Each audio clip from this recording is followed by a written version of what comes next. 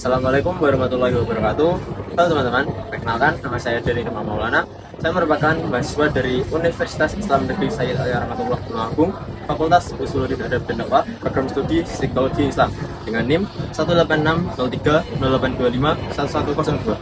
Berdiri saya di sini, saya akan menyampaikan sebuah materi yang berjudul Penyebaran Agama Islam di Asia, Afrika, dan juga Eropa. Tujuan saya membuat video ini adalah untuk memenuhi tugas mata kuliah Pemikiran dan Peradaban Islam yang diampu oleh Bapak dosen Saiful Mustafa. Referensi yang saya mengambil dari buku Ahmad Tekuru yang berjudul Islam, Otoritarianisme, dan juga Ketertinggalan. Langsung saja kita masuk ke videonya. Dalam bukunya yang berjudul Islam, Otoritarianisme, dan Ketertinggalan, Ahmad Tekuru menjelaskan bahwa penyebaran Islam di Asia, Afrika, dan Eropa terjadi melalui berbagai proses, seperti perdagangan, dakwah, pendidikan, hingga hubungan sosial dengan masyarakat setempat. Penyebaran Islam tidak selalu dilakukan melalui peperangan, tetapi lebih banyak berkembang secara damai melalui interaksi antar masyarakat.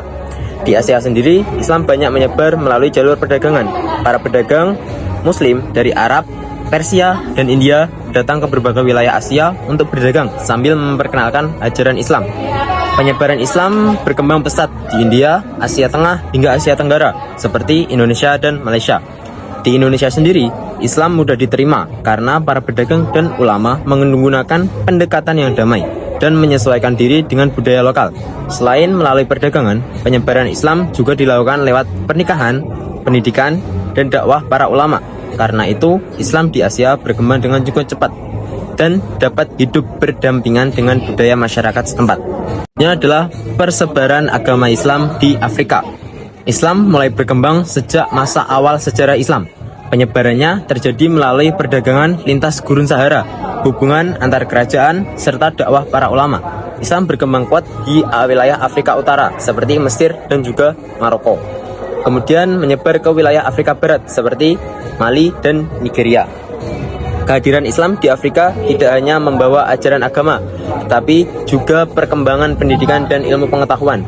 Beberapa kota di Afrika bahkan pernah menjadi pusat pembelajaran yang terkenal dan menjadi tempat berkembangnya ilmu pengetahuan serta perdagangan.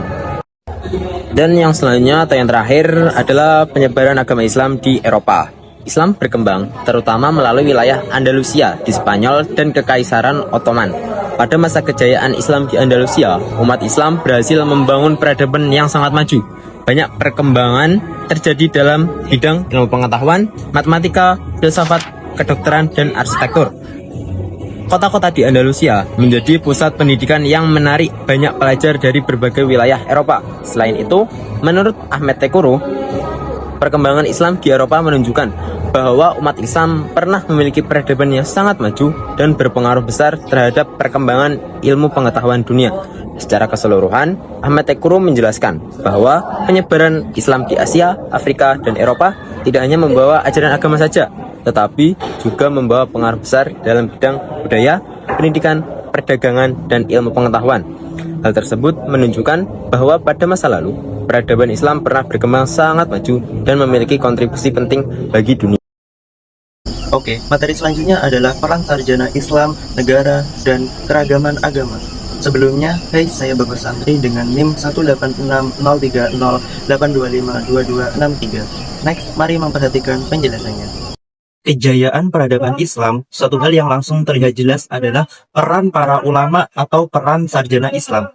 Merekalah tokoh utama pendorong kemajuan peradaban. Perhatian ini baik kan?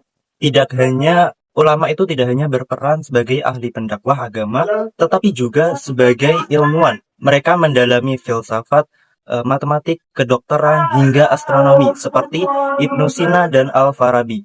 Dia itu membuktikan satu hal penting yang dahulu tidak ada sekat kaku yang memisahkan ilmu agama dengan ilmu umum. Keduanya berjalan dengan beriringan, menyatu dalam satu tarikan nafas keilmuan. Posisi mereka pun unik. Peran sarjana Islam mereka adalah penjaga ilmu pengetahuan, pengembang pemikiran, sekaligus pembimbing masyarakat. Mereka menyampaikan ajaran agama, tapi tidak saat yang sama. Mereka mendorong perkembangan intelektual. Dua peran dalam satu sosok. Lalu, mari kita lihat suasana kebersamaan di masa itu. Kondisi sosialnya relatif terbuka, diskusi dan perdebatan ilmiah menjadi makanan sehari-hari.